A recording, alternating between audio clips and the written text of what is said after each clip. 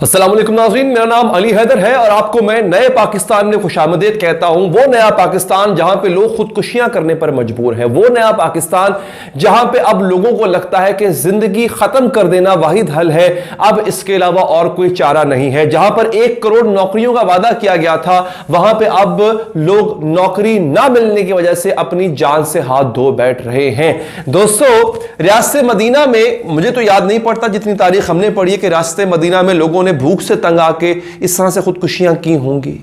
इस वक्त मेरे सामने 2 अहम स्टोरीज हैं जो कि मैं आपसे शेयर करने जा रहा हूं। फहीम नामी शख्स 6 बच्चों का बाप है और गले में फंदा डालकर खुदकुशी कर रहा है, क्यों?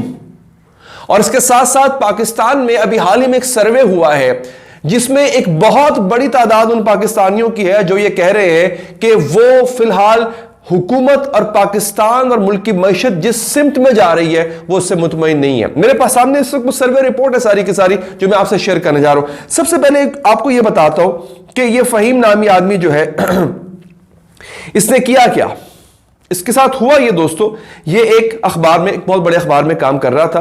कराची फेडरल बी एरिया का रिहायशी था और बेरोजगार था। अखबार से निकाला गया, उसके बाद उसने रक्षा चलाना शुरू कर दिया। रक्षा चलाने के बावजूद भी उसका गुजारा नहीं हो रहा था। अखबार से क्यों निकाला गया? दोस्तों, ये जो आते साथ ही एक गर्दान इन्होंने अपनाई हुई है। मीडिया माफिया है, मीडिया माफिया है। मेरी बात एक समझ में नहीं आती कि जिस वक्त ये कंटेनर पे चढ़े हुए थे और मीडिया 24-24 घंटे कैमरा इन पे टिका के रखता था, इनकी एक एक बात को नशर करता था, उस वक्त तो मीडिया माफिया नहीं था। आज ये हुकूमत में आके अपनी नाअहली का बदतरीन मुजाहरा कर रहे हैं और मीडिया तनकीद कर रहा है, तो आज मीडिया इनके लिए माफिया हो गया। ये कहते जनाब मीडिया को हम नकेल डालेंगे, आप नकेल डालेंगे मीडिया को। यहां पे डिक्टेटर नहीं डाल सके मीडिया को नकेल।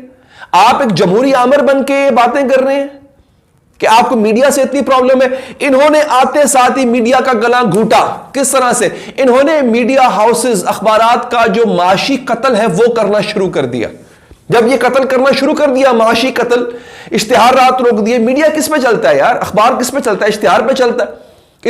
इतना बड़ा जो सेटअप चल रहा होता है मीडिया का, उसके जो एक्सपेंसेस होते हैं, उसके जो अखराजात होते हैं, वो इश्तिहारात पूरे करते हैं। इन्होंने सब कुछ रोक लिया। नतीजा क्या हुआ? मीडिया हाउसेस को, अखबारात को अपने लोगों को निकालना पड़ा क्योंकि वो उनकी तनख्वाहें नहीं दे पा रहे थे। और ये भी उसी की भेंट चढ़ा, ये फहीम भी उसी की भेंट चढ़ा। इसको भी निकाला गया था और निकाले जाने के बाद इसने रक्षा चलाना शुरू कर दिया। रक्षे से भी उतनी आमदन नहीं हो रही थी। बैंक वालों का कर्जा सर पे था। कर्ज वाले रोजाना घर के ऊपर आके जो है वो उसको बेइज्जत करके जाते थे। बर्दाश्त नहीं कर सका। 5 बेटियां, 1 बेटा, 5 बेटियों और 1 बेटे का बाप गले में फंदा डाल के खुदकुशी कर ली। मुझे यह बताएं, रियासत पालेगी उन 5 बेटियों को? रियासत शादी करेगी उन 5 बेटियों की? ये जो इतने दिन रात हमें रियासत मदीना के लेक्चर दे रहे होते हैं। अभी वजीर आजम साहब ने कहा कि मैं खुद जाऊंगा, 4 सूबों में अवामी राब्ता मुहिम शुरू करूंगा। क्या करेंगे? लेक्चर देंगे हमें इस बात पे कि चाइना में ये होता है, मलेशिया में वो होता है। भाई, यहां पे क्या कर रहे हो आप? यहां पे तो आपसे चीनी तक संभाली नहीं जा रही, आपसे डॉलर संभाला नहीं जा रहा। डॉलर फिर आज ऊपर निकल गया। डॉलर ऊपर निकलता है तो हर चीज महंगी होती है दोस्त। अभी जो हम भीख मांग के लाए थे सऊदी अरब से 3 अरब डॉलर की, उसके बावजूद डॉलर हमसे काबू नहीं हो पा रहा। वो इसलिए मांग के लाए थे ताकि हम डॉलर को काबू कर सके। ये क्या है? हमें ये सोचने पे मजबूर कर दिया कि करप्ट हुक्मरान ज्यादा खतरनाक है पाकिस्तान के लिए या फिर नाअहल, ना तजर्बाकार। अब इस वक्त मेरे सामने जो रिपोर्ट है जिसका मैंने आपसे जिक्र किया था दोस्तों, वो रिपोर्ट क्या कहती है? वो रिपोर्ट ये कहती है बेसिकली पाकिस्तान में 88% अफराद रोजगार जाने के खौफ में मुब्तला हैं। 88%, 88% Pakistanis are afraid that they may lose their jobs. ऐसा है कि नहीं है? उन 88% पाकिस्तानियों में दोस्तों मैं भी हूं।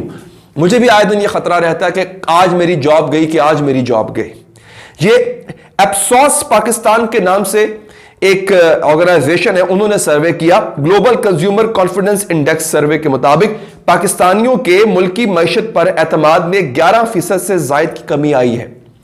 11% मजीद लोग जो हैं वो पाकिस्तान की मईशत पर एतमाद अब उनका कम हुआ है। सर्वे में बताया गया कि 91% पाकिस्तानियों को घरेलू या जाती अशिया खरीदने में मुश्किल का सामना है। 91%। और अगले दिन, ये बात 2-4 दिन पहले की है, वज़ीर आज़म इमरान खान साहब एक तकरीब से खिताब कर रहे थे और कह रहे थे कि मुझे बड़ी खुशी है कि मेरे दौरे हुकूमत में गुर्बत कम हुई है। यार खुदा के लिए, आप इतने नाबल्द हैं जमीनी हकायक से, आपको नहीं पता? किसी दिन अवाम में निकले तो सही, आप किसी दिन प्रोटोकॉल के बगैर अवाम में आए, आपको लग पता जाएगा। आप कह रहे हैं कि मेरे दौरे हुकूमत में गुर्बत कम हुई है, जो साहब आज तक इस्लामाबाद से बाहर नहीं निकले। और आप हैरानी मुझे इस बात पे होती है, कहते हैं जी हम अफगानिस्तान के मामलात को हम संभालेंगे। आपसे इस्लामाबाद संभाला नहीं जा रहा। 10 दिनों में 10 डकैतियां हो गई इस्लामाबाद में। इस्लामाबाद इतना बेअमन आज तक नहीं हुआ जितना इस दौर में है। आप इमेजिन करें, prime minister house, president house, parliament, हसास इदारों के दफातर वहां पे है और इस्लामाबाद में डकैतियां अपने उरूज पर है।